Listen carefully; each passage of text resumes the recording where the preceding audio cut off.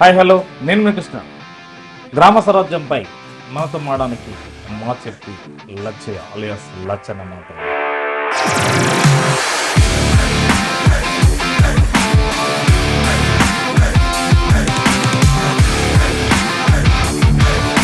అసలు ఎందుకు వచ్చింది సర్పంచ్? 24 గంటలు వాళ్ళకి తోడుండి వాళ్ళ సేవ చేస్తానికి వచ్చిన వాళ్ళ సేవకులు లెక్క వచ్చిన అంతే, నాయకులు లెక్క రాలేదు. ఇప్పుడు ఏదో నేను ఈ సర్పంచ్ పదవితో ఏదో డబ్బులు సంపాదించాలి, ఏదో పేరు ప్రతిష్టలు సంపాదించాలి అని కాదు. గవర్నమెంట్ స్కూల్ వెళ్ళిన వాళ్ళకే గవర్నమెంట్ ఉద్యోగాలు ఇవ్వని దయచేసి ఫర్టిలైజర్ కూడా సప్లై చేయకపోతుంది సార్ ఇది ఇప్పుడు కాంగ్రెస్ ప్రభుత్వం. తెలంగాణ రావాలనుకోట్లాడేది వచ్చింది. తెలంగాణ వచ్చిన తర్వాత దొరలు ఇప్పుడు రెడీ. ఇక తేడా ఏం చెప్పు మరి. బీసీలు ఎప్పుడు కావాలి? ఇక బీసీలు అనగా ఒప్పుకుంటుంది సార్. ఉన్న ముసలి సార్ నమస్కారం. నమస్కారం సార్. బాగున్నారా? బాగున్నా సార్, మీరు బాగున్నారా? నేను బాగుంటాను, బాగుండాలని కోరుకుంటాను. నా కాన్సెప్ట్ కూడా సార్, అందరు బాగుండాలి, అందులో మనం ఉండాలి. నమస్కారం సార్. Okay Lachanna sir. అసలు ఎందుకు వచ్చింది సర్పంచ్?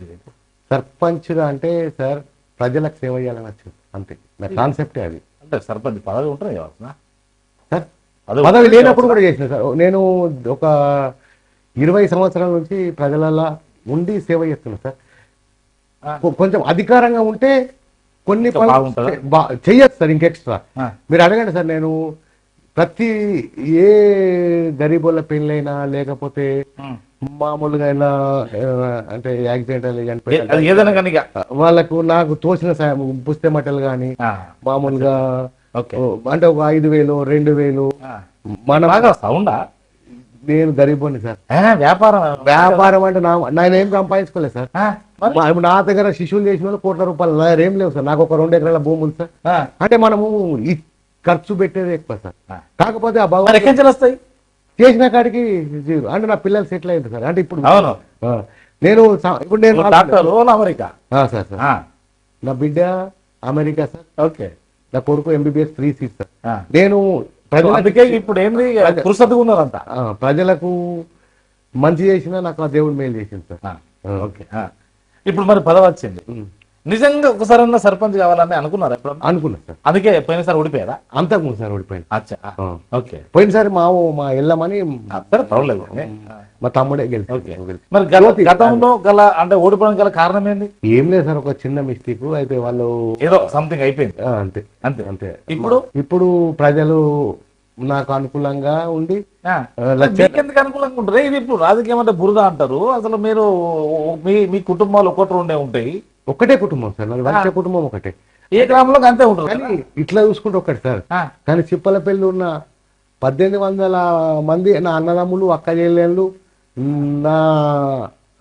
నా సంబంధికులే సార్. నాకు క్యాస్ట్ ఫీలింగ్ లేదు సార్. అన్ని కులాల వాళ్ళు నా వాళ్ళే సార్. ఇప్పుడు మరి బీసీ బాగా వచ్చింది. గెలవాలి కదా. బీసీలే 80% ఉంటుంది. అదే మరి బీసీలు కూడా 3 నిలబడ్డారు, 4 నిలబడ్డారు. వాళ్ళు చీల్చుకున్నారంట. అట్లాగా ఇంకా నా వర్గంలోకి వెళ్ళి కూడా మా వర్గంలోకి వెళ్ళి నాకు అపోజిట్ 3 నిలబెట్టారు. అయినా కానీ ప్రజలకు ఏంటంటే మంచి ఏంది, చెడు ఏంది, లచ్చన్ ఏంది, వేరే ఏంది, ఎవరైతే మనకు మంచిగా ఉంటుందని ఆలోచించి నన్ను గెలిపించారు సార్. సదా వాళ్ళ సేవ నుండి మా చిప్పలపల్లి ప్రజలకు నేను ఎప్పుడు రుణపడి ఉంటా సార్. వాళ్ళు ఏదైనా సరే ఇంతకు ముందే వాళ్ళకి ఏ ఆపద వచ్చినా సరే సార్ 24 గంటలు వాళ్ళకి తోడుండి వాళ్ళ సేవ చేస్తానికి వచ్చిన సార్. వాళ్ళ సేవకులు లెక్క వచ్చిన, నాయకులు లెక్క రాలేదు. ఇప్పుడు మరి పదవి వచ్చింది, పదవి 5 ఏళ్ళు సార్. లచ్చన్న శాశ్వతం సార్. పదవి అనేది అది శాశ్వతంగా. పదవి అంటే కిరీటం లేదు సార్. మీరు అడగండి సార్.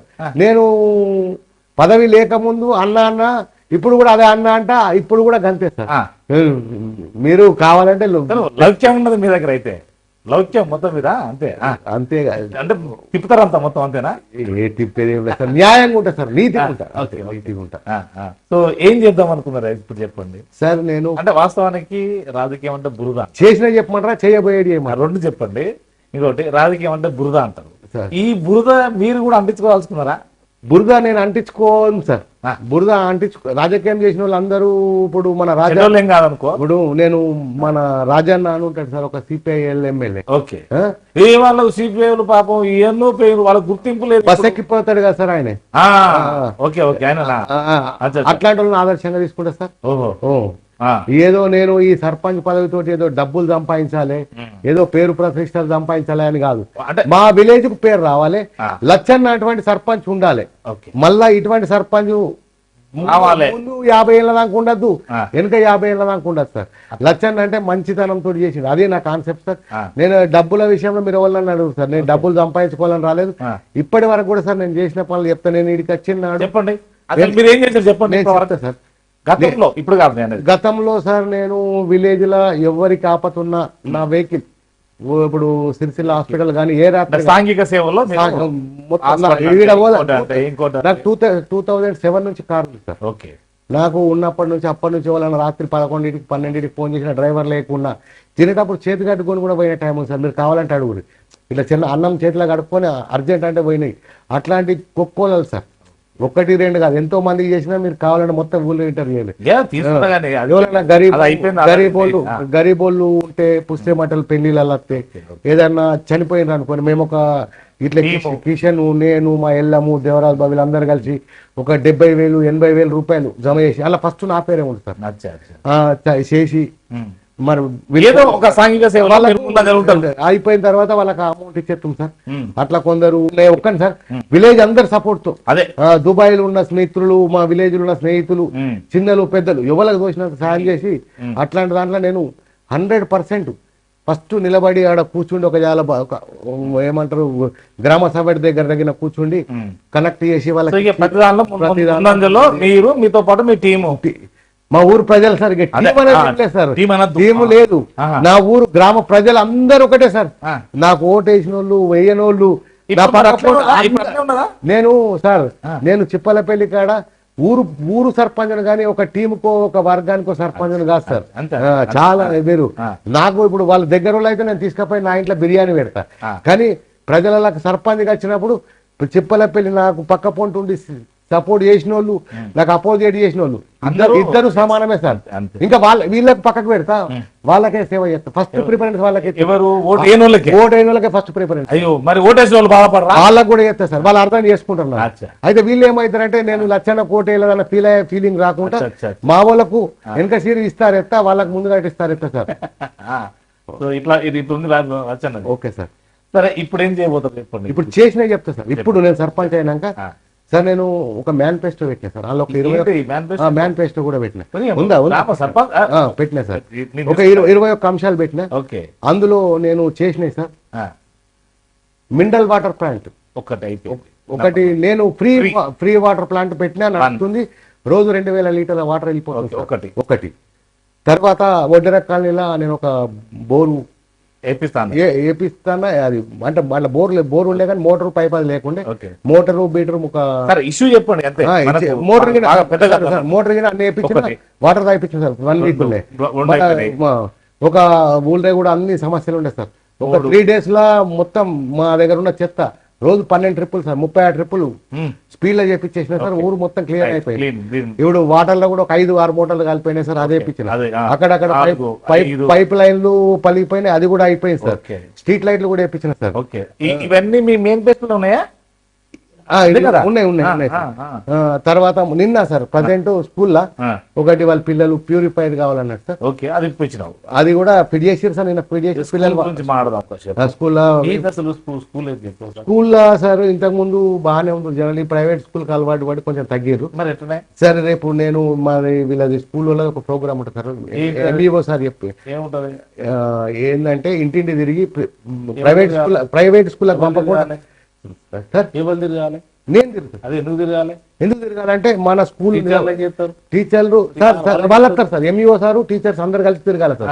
వీళ్ళు ఇప్పుడు ఏం చేస్తారు? వాళ్ళకి మోటివేషన్ చెప్తాం సార్. ఎవరు మీ పిల్లల్ని పంపాలి సార్. మేము ఇటువంటి ఎందుకు పంపాలంటే మేము ఇంత మంచి విద్య అందిస్తాం సార్. యాడిస్తాను ఏంటి సార్? యాడిస్తుండ్రు ఇప్పిస్తా సార్. నేను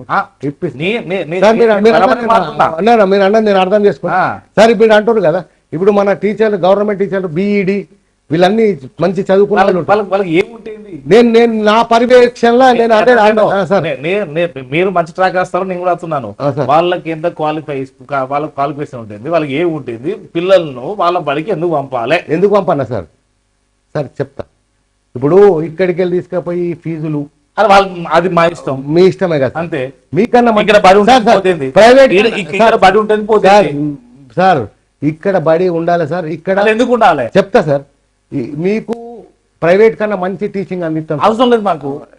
అవసరం లేదంటే ఎందుకు అంటున్నా అంటే వాళ్ళ పిల్లలు ఆడుంటాం సార్.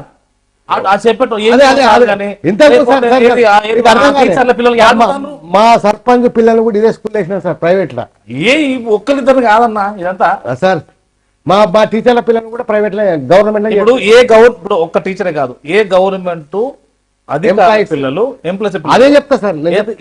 ఏ ప్రైవేట్ ఏ గవర్నమెంట్ స్కూల్ పోతా నేను అదే చెప్తా సార్. వాళ్ళ పిల్లలు కూడా గవర్నమెంట్ స్కూల్ వేయాలని చెప్తా. అది రాదు. రావాలి రావాలి రావాలి రావాలి సార్, రావాలి. అయిపోయింది. ఇప్పుడు ఏమంటారు కదా, ఇప్పుడు తప్పించుకుంటారు. మా పిల్లలు ఎదిగిపోయారు సార్, పోతే మళ్ళీ వాళ్ళ కుట్రా ఎందుకు కుట్రా? వాళ్ళ పిల్లలు రావాలి కదా సార్. అదే అదే రారు. మేము ఆల్రెడీ గవర్నమెంట్ స్కూల్లో చదివాం సార్ కదా. మేము గవర్నమెంట్ గవర్నమెంట్. మరి ఇప్పుడు ఎందుకు మొత్తం ప్రైవేట్ మోసలు పడ్డారు చెప్పుగా? వాళ్ళ హంగు ఆర్భాటం చూస్తారు. ఎవరు? వీళ్ళు ఏమంటే కదా, ఈ గవర్నమెంట్ ఇచ్చారు ఏమంటే కదా. ఏ గవర్నమెంట్ వీళ్ళు కదా. ఇప్పుడు ఇప్పుడు వీళ్ళ పిల్లలే బయటకు పోయే వరకు కూడా కొద్దిగా అది ఏంటంటే మన టీచర్లే బయటకు తోలుతున్నారు అనే ఒక టీచర్ మీద ఇంకో టీచర్ అంతే కదా, నమ్మకం లేదు. అయితే అదే సార్, ఇంతకు ముందు నమ్మకం కలిగించిన మంచి విద్యను అందించినాం సార్. ఇప్పుడు అట్లాంటివి కూడా ఏం 100% సార్. గవర్నమెంట్ ఏమన్నా చేంజ్ తీసుకొచ్చి ఒక ప్రణాళిక లేదంటే ఒక చట్టం పట్టుకు రావాల్సిన అవసరం ఉందా లేదా? తీసుకురావాలి. గవర్నమెంట్ రావాలి. అసలు ప్రైవేట్ వ్యవస్థను తీసేయాలి సార్. తీసేసేందుకు తీసేయాలి సార్. అది తీసేదంటే లేకపోతే అట్లా కాకపోతే సార్ ఇప్పుడు ఈ గవర్నమెంట్ లా ఒక్కొక్క పిల్లగానికి ₹1,00,000 ఖర్చు పెడుతుంది సార్. ఎవరు పెడుతుండ్రు? గవర్నమెంట్ ఖర్చు పెడుతుంది. టీచర్ల జీతాలు అవన్నీ వీళ్ళ జీతాలు చూడరాదు ఎట్లుండదు. ₹1,00,000 జీతాలు ఉంటాయి. అందుకని నేనేమంటే మా విలేజ్ మందుకు చెప్తా సార్. నేను దేశం గురించి, రాష్ట్రం, జిల్లా గురించి నేను మాట్లాడా. నా విలేజ్ లో సర్పంచ్, నా విలేజ్ లో నేను 100% మార్నింగ్ నుంచి దానికి ఒక సిస్టమ్ తోటి రూపకల్పన చేసి, సిస్టమ్ తోటి వాళ్ళకు నాణ్యమైన విద్యను అందించి, వాళ్ళకు నాణ్యమైన పుస్తకాలు, వాళ్ళ సాధక బాధకాలు అన్ని చూసి, వాళ్ళ టీచర్స్ తోటి కూడా మనకి ఏ కొడుతున్నా చేపించి, టీచర్లు ఏమున్నది వాళ్ళకు నెల. ఇప్పుడు ఇంకోటి అదే సార్, అది గవర్నమెంట్ ఉన్న లోపాలని నేను సమకూర్చాను. నా దగ్గర కూడా గవర్నమెంట్ లో ఎక్కడైనా మొదటి అడుగు ఎక్కడో ఒకటి పడాలి. ఇప్పుడు చాలా చోట్ల అడుగుతాను, గవర్నమెంట్ లో ఆ ప్రైవేట్ స్కూల్ మనం బంద్ చేయలేదు, ఓ చట్టం పట్టుకు రావాలి. ఏంది? గవర్నమెంట్ స్కూల్లో పిల్లలు చదువు అంటే గవర్నమెంట్ స్కూల్లో చదివిన వాళ్ళకే గవర్నమెంట్ ఉద్యోగం. అదే చెప్పాలి సార్. ఇది రావాలి కాన్సెప్ట్. ఇది చట్టం వస్తుంది అనుకో, ఇక నువ్వు ప్రైవేట్ స్కూల్ బంద్ ఎందుకు చెప్పాలి? అది 100% నేను సహకరిస్తాను. గవర్నమెంట్ స్కూల్ చదివిన వాళ్ళకే గవర్నమెంట్ ఉద్యోగాలు 100% మీకు చేతులు జోడించి ఇది 100% మీతో ఇచ్చేయాలి ఫస్ట్. అప్పుడు కదా మనం నువ్వు ప్రైవేట్ స్కూల్ బంద్ ఎందుకు, ఆ వ్యాన్లు అప్పుడు ఎందుకు, ఈ చుట్టూ తిరుగుడు ఎందుకు, ఊళ్ళో ఏది మన ఇంటింటికి పోయి చెప్పుడు ఎందుకు, ఇవన్నీ అవసరమా? అందుకే సార్ మీ మీడియా ద్వారా నేను గవర్నమెంట్ తెలియజేస్తున్నా, గవర్నమెంట్ స్కూల్ చదివిన వాళ్ళకే గవర్నమెంట్ ఉద్యోగాలు ఇవ్వని దయచేసి నేను ఒక చిప్పలపల్లి గ్రామ సర్పంచ్ గా మిమ్మల్ని వేడుకుంటున్నా సార్. దయచేసి ఇది మీరు మర్చిపోవద్దు. ఈ కాన్సెప్ట్ మీద మీరు అవసరమైతే ప్రతి సర్పంచ్ ను మీరు చేసి ఈ ప్రతి సర్పంచ్ అడిగి ఇది కరెక్టా కాదా అని తెలుసుకోండి సార్. ప్రతి సర్పంచ్ కాదు, నువ్వు ప్రతి గ్రామంలో ఉన్న ఎవరిని అడిగినా కానీ చేయాలంటారు. వాళ్ళు చేస్తారా? చేయాలి. వాళ్ళు చేయరు. ఎందుకు?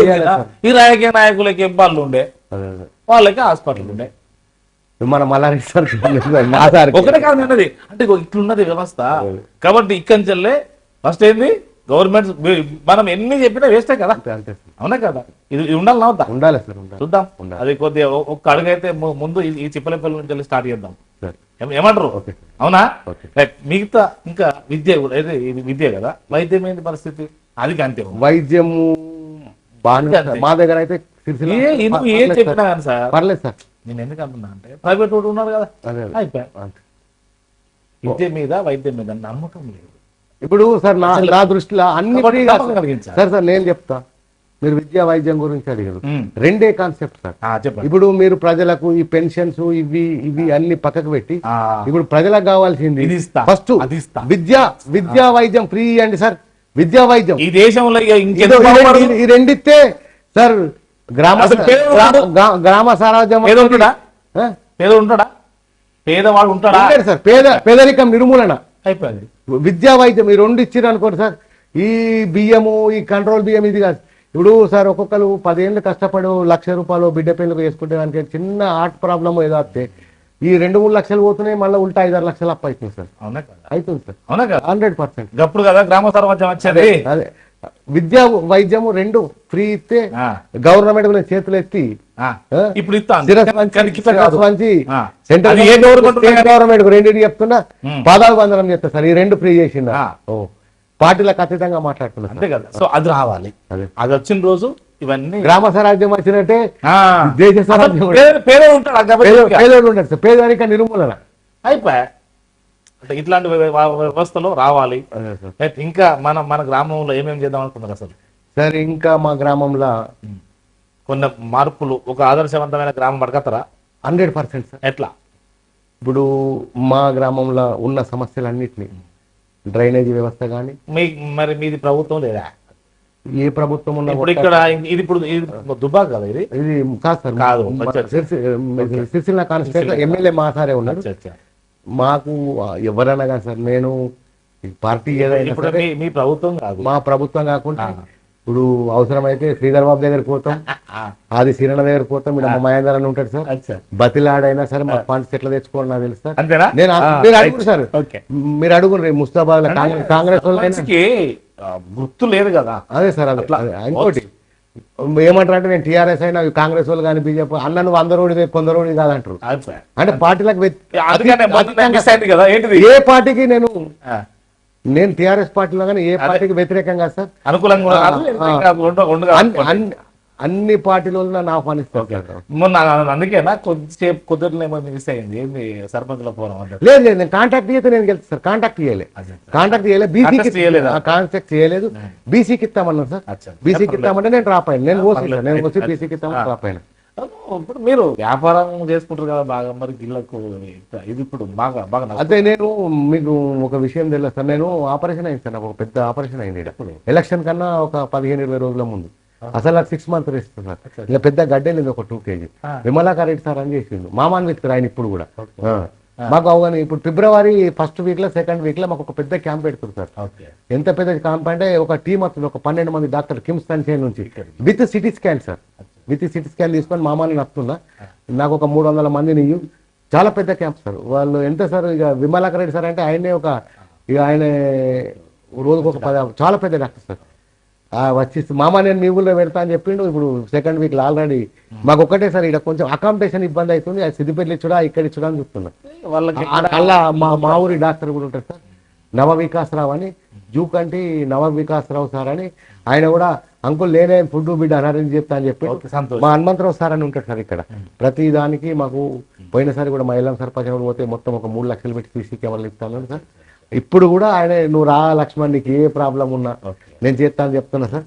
నేను కొన్ని డొనేట్ల రూపకంగా సేవ తీసుకుంటా సార్, కొన్ని ప్రభుత్వ రూపకంగా తీసుకుంటా సార్, కొన్ని సెంట్రల్ గవర్నమెంట్ ఫండ్స్, కొన్ని ఎమ్మెల్యే దగ్గర ఎంపీల దగ్గర. మా ఎమ్మెల్యే బండి సంజయ్ కూడా నేను ఒకటి బీజేపీలతో ఎంపీ సార్ దగ్గరికి బీజేపీలతో మాకు ఒక 4 బోర్లు సార్, ఒక 400-500 మీటర్లు మోరీ అంటే ఒక 4 లక్షల మోరిస్తా, ఒక 2 బోర్లు ఇస్తాను మాట ఇచ్చింది సార్.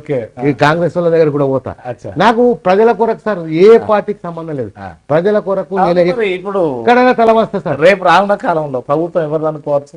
నేను మా టీఆర్ఎస్ కి అవకాశం ఉంటుంది. ఎందుకు? ప్రజలకు కాంగ్రెస్ మీద వ్యతిరేకత వచ్చినట్టు అనిపిస్తుంది. మరి టీఆర్ఎస్ సుఖమా? అది టీఆర్ఎస్ కూడా సుఖం కాదు కదా. మేము చేసిన పనులు ఉన్నాయి సార్, బాగున్నాయి సార్. అన్ని తెలంగాణ మనకు వచ్చిరా? తెలంగాణ ఇచ్చినాం, రైతు బంధువు ఇచ్చినాం, ఎవరు ఇచ్చారు? రైతు బీమా ఇచ్చినాం, కాంగ్రెస్ లో ఇచ్చారు. కనీసం సార్ పెస్టిసైడ్ కూడా ఫర్టిలైజర్ కూడా సప్లై చేయకపోతుంది సార్ ఇది ఇప్పుడు కాంగ్రెస్ ప్రభుత్వం. అది రైతులకు బాగా ఇబ్బంది ఉంది సార్.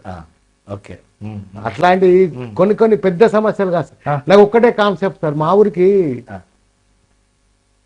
ఇక్కడ చుట్టుపక్కల అన్ని ఇది వ్యాపారమా? కాదు సార్, వాటర్ వస్తున్నాయి. ఏది మన మిషన్ భగీరథ. మిషన్ భగీరథ వస్తుంది సార్. ఇది కాదు సార్, సాగునీటికి కాళేశ్వరం నీళ్ళ. కాళేశ్వరం నీళ్ళు అది మాకు ఒక 5-6 కిలోమీటర్లు రాగింది సార్. దయచేసి ప్రభుత్వానికి విన్నపిస్తున్నా, ఆ నీళ్లు కావాలి సార్. అది కూడా మన మేనిఫెస్టోలో ఒకటి. అదొక్కటే నాకు సాధ్యం కాదు సార్. నేను 20 పనులు అవలీలా చేస్తా, నేను ఇచ్చిన మేనిఫెస్టో. అదొక్కటి నాకు కొంచెం ప్రభుత్వ సహకారంగా. ఇప్పుడు మన కేటీఆర్ గారు చెప్పండి. చెప్తా, ఆల్రెడీ చెప్పినా, అది మరి చెప్పినా చేస్తారు. ఎట్లుంటాడు మీతోనే? బాగానే ఉంటాడు, బాగా ఫ్రెండ్లీగా ఉంటాడు సార్. మన సర్పంచ్ సార్ మనం ఏమైనా ఆశిస్తే మనకేమైనా దూరం పెడతాం. నేను పార్టీకి 10 లక్షలు ఖర్చు పెట్టిన, నేను ఆయన దగ్గర ఒక ఛాయ్ కూడా తాగాలి ఇప్పటికి. నేను నాకు ఆయన మీద నాకెందుకు, ఆయనకు నా మీద ఎందుకు? లచ్చన్న అంటే నేను సార్ అంట అంతే. లచ్చన్న అని అంటాను. నాకన్నా ఆయన వయసులో కూడా చిన్నోడే. నేను 52 ఉంటాను సార్, ఆయన 50 ఉంటాడు. నమస్తే సార్ అంటే నమస్తే లచ్చన్న సార్. బాగా ఆయన ఇప్పుడు కాదు సార్, 2009లో ఎంత కష్టపడి గెలిపించినాం సార్ మహేంద్రన్న మీద. మా పక్క విలేజ్ ఆయన పక్కకు పెట్టి సార్ను 176 తోటి గెలిచింది ఫస్ట్. అప్పుడు మీరు ఒక విషయం చెప్పండి. తెలంగాణలో దొరలేదు. ఫస్ట్ తెలంగాణ రావాలనుకోట్లాడేది, వచ్చింది. తెలంగాణ వచ్చిన తర్వాత దొరలు, ఇప్పుడు ఇక తేడా ఏమి చెప్పు మరి. బీసీలు ఎప్పుడు కావాలి ఇక? సార్ బీసీలు అనగా ఒప్పుకుంటారు సార్. ఉన్న ముచ్చట చెప్తారు. ఇది బరాబరి ముచ్చట. ఇక మన ఊరు ముచ్చట గుడి కాదే. ఇక సార్ మీరు అన్నారు కదా, మా విలేజ్కి వచ్చే వరకు కూడా చెప్తా. అంటే వాళ్ళలో ఐక్యత లేక ఎందుకే లెక్క మీది పోతా. సరే మీరంటే కొంత వేరు, ఎందుకు కొంత సాధక పథకాలలో అన్నిట్లో ఉండరు కాబట్టి గ్రామీణ ప్రాంతంలో మనిషిని చూస్తారు. అవునా కదా? లేదు, గ్రామీణ ప్రాంతంలో మనిషిని చూస్తారు. ఇది గ్రామీణ ప్రాంతం కాదు, నియోజకవర్గ స్థాయిలో చూడాలి. అవునా కదా? బీసీలని మీకు తెలుసు సార్. బీసీలల్లో నియోజకవర్గ స్థాయిలో జనరల్ లో ప్రతి బీసీ పోటీ చేయాలి. అది ఒకటే ఒక్కసారి ఓడిపోతారు, రెండోసారి ఓడిపోతారు, మూడోసారి. కానీ ఆ నియోజకవర్గంలో మొత్తం తెలిసిపోతుంది కదా. కానీ వీళ్ళకి ఏంది, ఇప్పుడు అవతల ఖర్చు పెడతారు. మీరు కూడా పెట్టుండ్రి, మీకు సంపాదన లేదా? ఉండదు కదా, పెట్టుండ్రి. అది ఒక్కటే సార్. ఇప్పుడు బీసీలలో ఒక్కడే లీడర్ ఉన్నాడు అనుకో, ఇక ఆ లీడర్ మాత్రమే ఆయన ఎదగాలి, పక్క పోంటలను తొక్కేస్తారు. ఇప్పుడు మా దగ్గర జరిగింది అదే. మరి నాకు సార్ బీసీలు 60% ఎందుకు సపోర్ట్ చేసింది? అది ఒక్కటే కుటుంబం. అంటే నేనున్నా అనుకోండి, అందరికి మేలు జరుగుతుంది. కానీ వేరేటోళ్ళు ఉంటే ఒక పక్షపాత ధోరణి. లచ్చన్న అంటే అందరోడు పక్షపాత ధోరణి అవుతుంది అనే ఉద్దేశం. అంటే వాళ్ళు కూడా ఇప్పుడు నేర్చుకోవాలి. అదే ఇది ఇప్పుడు మనం చెప్పడం కాదు, అయితే ఏదో వాళ్ళు మనం చెప్పడం వల్ల ఆహా ఇట్లా అట్లా కాదు. అరే మేము అంతా ఒకటైదాం. అదే ఒక్కటే సార్. నేను ఒకటి చెప్తుంటారా, బీసీలలో కూడా ఒక వాళ్ళకు లక్ష్యం ఉండాలి. లక్ష్యం ఒకటి, అవకాశం వేరే వాళ్ళకి నేను రాపాయి సార్. నేను కూడా చెప్తున్నా, నేను ఆల్రెడీ బీసీలను ఇద్దరు కిషన్ ఉండు అని చెప్పిన. ఆ కిషన్ కు ఇంకో యాదవ్ వర్గం నుంచి వెళ్ళమనేట ఆయనకు ఒక ముగ్గురికి నేను రిక్వెస్ట్ చేసిన, మీరు నా ఆపరేషన్ అయింది, నేను తిరగలేను, నా పరిస్థితి ఇది, నాకు 6 నెలలు రెస్ట్ చెప్పిండు అని చెప్పి నేను ఎంత దండం పెట్టినా. మా చెల్లె కూడా కష్టపడ్డది, మా అన్న ఉండడానికి అన్నా. కానీ వీళ్ళు మొత్తం ఒక 70-80 మంది మా ఇంట్లోకి వెళ్ళి అంతా అలిగచ్చారు. అలిగచ్చినాక ఇక తెల్లారు వాళ్ళు రారు ఇంటికి. నాకు రోజు 50 మంది నా ఇంట్లోకి వస్తారు సార్. మామూలు అందరికి ఫోన్ చేసి ఇక మామని చెప్పినాడు, మెసేజ్ పెట్టరా మన గ్రూప్ లో రమ్మన్నా వచ్చారు సార్. నేనే ఉంటా, ఓడిపోని గెలవని నేను తిరగా.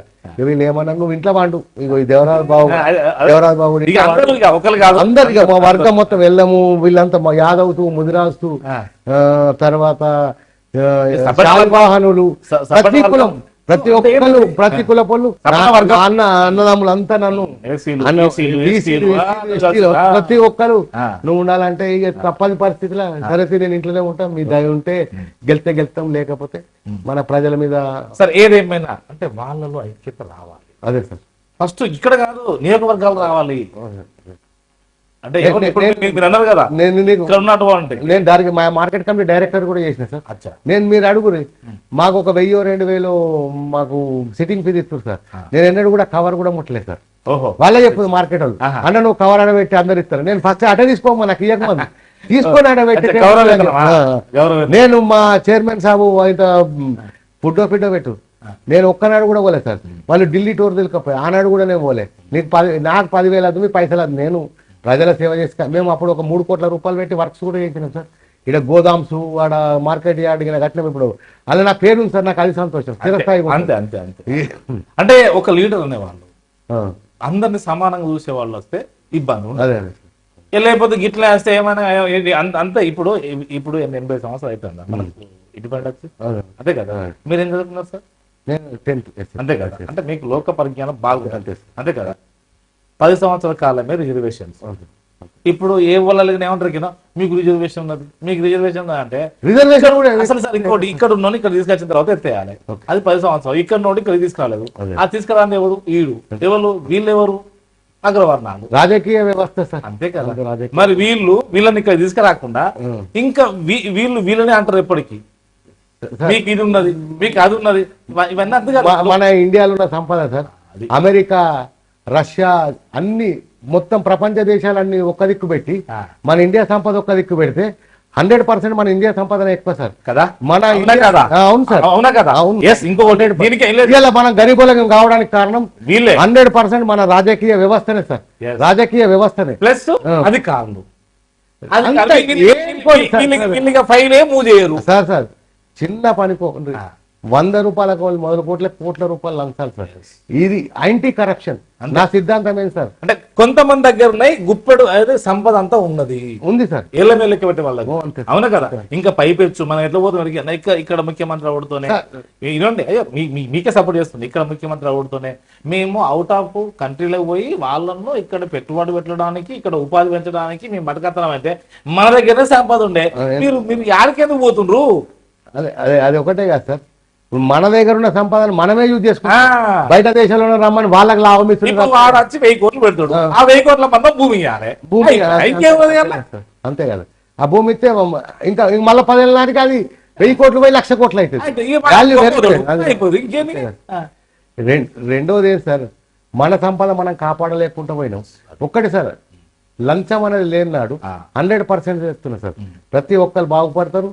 ప్రతి ఒక్కరు విద్య వైద్యం పెడితే రెండు అసలు ఏది ఉండదు సార్, ఉండదు.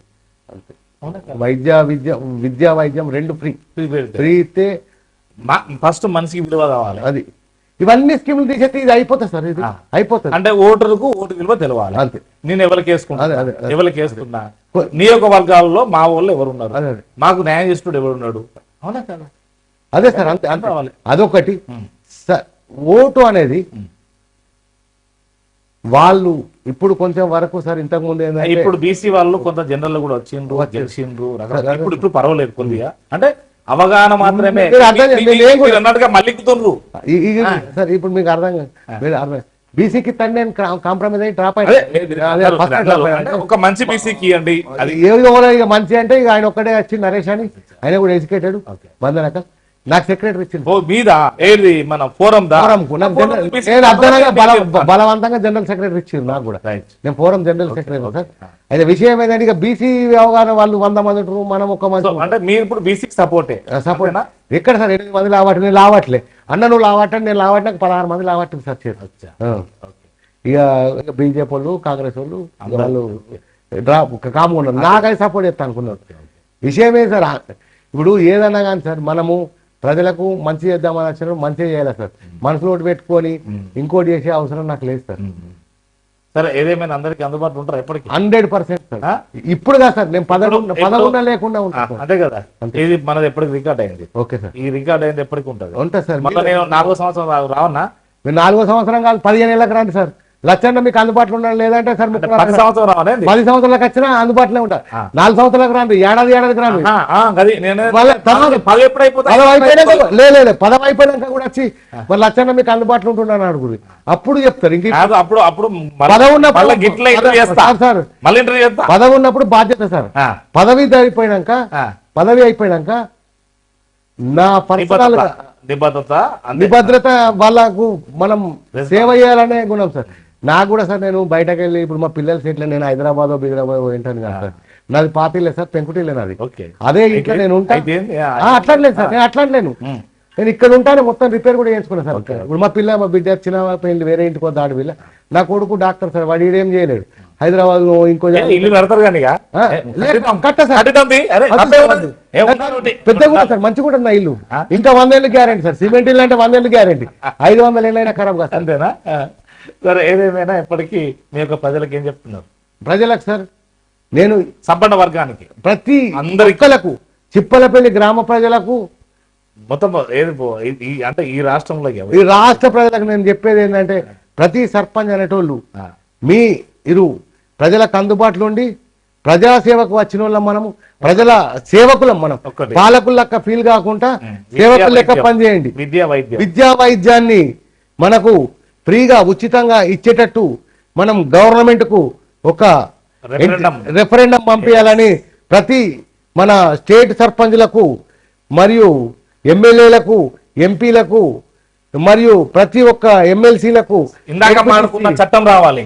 ఇప్పుడు ఇందాక మనం మాట్లాడుకున్నాం కదా, చట్టం రావాలి. అది చట్టం, అట్లాంటి చట్టాన్ని తేవాలని నేను మన ప్రధానమంత్రి మోడీ గారిని, మన సీఎం రేవంత్ రెడ్డి గారిని చేతులు జోడించి వేడుకొనిచున్నాను.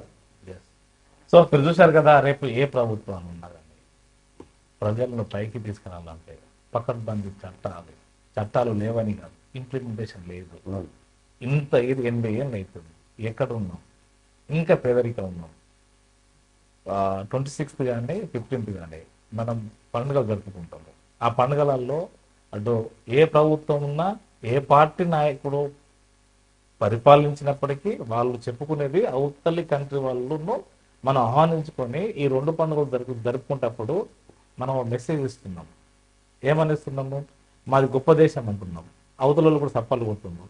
మాది సాంప్రదాయాలు గల దేశం అంటున్నాం, అవతల వాళ్ళు మనకు సపోర్ట్ చేస్తున్నారు. అన్ని అని ఏమంటున్నాం? 80 ఏళ్ళు అవుతుందండి, అయినప్పటికీ మా ప్రభుత్వము అంటే మన 80 ఏళ్ళ చరిత్ర చెప్తున్నాము, మా ప్రభుత్వము గొప్పదంటున్నాము అంటూనే ఈ దేశంలో ఉన్న ప్రతి కుటుంబానికి అంటే ఏంటి 90% కుటుంబాలకు మేము రేషన్ అందిస్తున్నాం అంటున్నాము. ఇది చాలా అర్థం చేసుకోవాల్సిన విషయం. మరి 90% రేషన్లు ఇచ్చినటువంటి దేశంలో 80 ఏళ్ళ నుండి చరిత్రలో 90% మీరు రేషన్ అందిస్తే ఎట్లా ఉన్నత దేశం అవుతుంది ఇది? అంటే 90% ప్రజలు ఈ దేశంలో పేదోళ్ళేనా? అది మీరే చెప్తున్నారు కదా. అవతల కంట్రీ వాళ్ళని కూడా అయితే మనల్ని తక్కువ చూస్తున్నారు కదా, ఇదే ఇండికేషన్. సో అంటే ఏంటది? విద్యా వైద్యానికి పరిపూర్ణమైనటువంటి అంటే సమూల మార్పులకు నాంది పలకవలసిన ప్రభుత్వాలు ఏర్పడాలి, అట్లాంటి నాయకులు ఎన్నుకోవాలి. సార్ నమస్కారం, రచన గారు నమస్కారం.